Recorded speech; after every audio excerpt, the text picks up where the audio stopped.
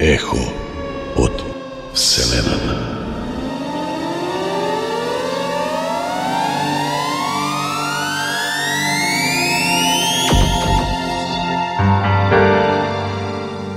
Ехо от Вселената.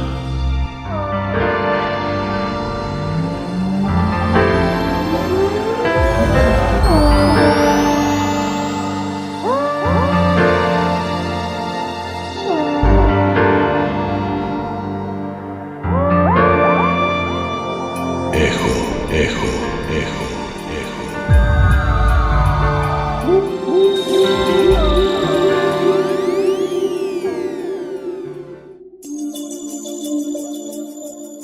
Почитували слушатели, добра ви вечер. Минатата недела, оние кои во континуитет не следат, паметат дека во емисијата Ехо од Вселената зборувавме за основните принципи на кои екзистираат, живеат теориите за постоењето на неидентификуваните летечки објекти. Ова издание ќе биде еден вид продолжување на оваа тема. Вечерва ќе зборуваме за забранетите области во Соединетите држави и денешна Русија, а поврзани со строго чуваните тајни истражувања. Гостина во студиото Зоран Милчевски од Скопското астрономско друштво. Добро вечер. Во двете суперсили, значи што се јавуваат одме после Втората светска војна во Соединетите американски држави и во тогашниот Советски сојуз, постоја области кај што едноставно беа забранети за обичниот човек. Не само за обичниот човек, него таму и цивилните авиони им беше забрането да се лета. Мислам, се нешто што се правеше таму беше сокриено под некоја голема тајна, мислам, не можеше да се помине, не можеше да се влезе и слично. Такви области има и во двете држави, значи и во Советскиот сојуз и во Соединетите американски држави. Во Америка најпознати области кои што беа такви беа областите што беа во југозападниот дел, значи претежно во државите Невада, во Јута, во Арканзас и во Ново Мексико. Значи оној дел што граничи према државата Мексико и Калифорнија. Една од најпознатите области во Соединетите американски држави секако е областа М51 во државата Невада. Областа М51 се наоѓа некаде на околу 150 до 200 километри северно од најголемиот град во државата Невада, значи Лас Вегас, а некаде околу 200 километри источно од главниот град на Карсон Сити. Сега да напоменеме дека државата Невада е некаде околу 15 пати поголема од Република Македонија. 50% од населението се наоѓа претежно во градот Лас Вегас, значи во најголемиот коцкарски град. Тоа е една област кај што таму се вршеа наблюдувања, значи претежно на тие исушени езера кои што се наоѓаат во тој дел. И претежно најголема база таму е една база наречена Dreamland Paradise Ranch. Тоа е една база кај што се вршеат таму испитувања, за кои што се сметаше дека таму постојат институти и лаборатории кај што се вршени испитување на сите оние вселенци што се заробени од овдека од земјата. Исто така постоја и други бази, Хома база, домашна база наречена, или база на езерото Грим, кај што се но во овој дел, ако можеме да го погледнеме од оние штури фотографии, мислам што ги има, што се добива во тој дел, или па овака ако го наблюдуваме на Google Earth, ќе видиме дека таа област во многу нешто наликува на месечината и оттаму е и предпоставката дека спуштањето на месечината е всушност имено на тој дел.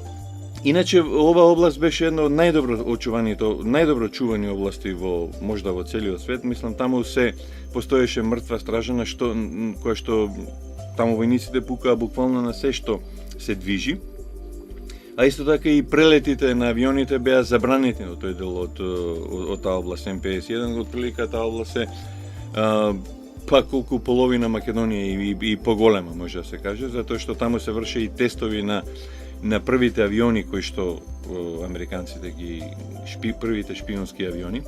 Познати проекти кои што се вршени таму на овој дел во Невада е проектот наречен Lockheed U-2, значи првиот оној шпионски авион кој што беше испратен во Советскиот сојуз, кој што беше соборен поточно 1960 година, беше извршен таму на тој дел. Проектот SR-71 Blackbird, значи после проектот HV Blue и Фантомот F-17, значи оној невидлив авион со кој што и денеска така Соединетите американски држави се гордеат, значи сите оние обиди што беа вршени во тој дел од Соединетите американски држави. Друго место кај што се е вршена нуклеарни обиди во Соединетите американски држави, тоа е во државата Нью Мексико, која што се граничи точно со државата Мексико, и тоа северно од од најголемиот град во оваа држава, Алмагордо, значи близу во областа Розвел, која што е доста позната област токму по појавата на некој СНЛ. И ова база всушност таму е прва база во Соединетите американски држави па и во светот, кај што база поседуваше нуклеарно оружје. Значи таму е направена првиот тест на атомската бомба пред да бидат фрлени во Хирошима и Нагасаки. А покрај тоа и во Советскиот сојуз постоеа не само области, него постоеа и градови кои што беа градови забранети, едноставно за посета, и тоа не само за посета за странци, него за посета и на граѓани на Советскиот сојуз. Примереве што се однесува до атомскиот дел, односно до нуклеарен дел во Советскиот сојуз, значи такви градови беа Желеногорск во Краснојарската област, Зеленогорск исто така во Краснојарската област, Лесној во областа Свердловск, Северск на крајниот исток на Советскиот сојуз. Ракетни бази кои што беа забранети, ракетни градови беше градот Звездени, поред градот Перм, тоа е близу Урал, Комаровск, Локомотивни, Светли. Сега што се однесува до космичките делови, во космичката област, најголем град кој што беше пуштен како отворен град до пред некоја година, кога еден француски премиер беше прв човек као странец кој што влезе, беше градот Краснознаменск, тоа е во областа на Москва, Знаменск, тоа е во областа на Астрахан таму, Плесек, тоа е еден нов космодром кој што до Русија планира да го пушти отприлика некаде, кој што е активен, меѓутоа сака да го нешто замена да биде за Бојконур некаде за околу 5-10 години. Сега кога збориме за овие градови, би го напоменал само градот Днепропетровск во Украина. Тоа е најголем град кој што всушност беше забранет град да било кој влегува во него. Значи Днепропетровск се наоѓаше најголемото конструктивно биро за ракети во Советскиот сојуз, а во Соединетите американски држави некаде 50-те, 60-те години. Тоа е град кој што лежи на реката Днепар, некаде има околу 1,5 милиони жители. Таму беше сместено најпознатото конструктивно биро на чело со Сергеј Королев, ОКБ 586 од Днепропетровск. Таму беа конструирани првите ракети, познатата Р-7 или Семјорка или Р-9, Р-16 ракетите.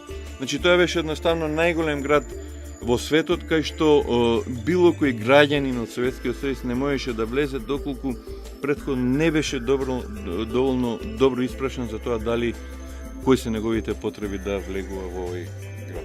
Многу кратко со да и со не. Дали се уште сите овие области што ги спомнавте се затворени или пак... Да, областите МПС-1 во Соединетите американски држави, Аламогордо во Ново Мексико се уште се затворени.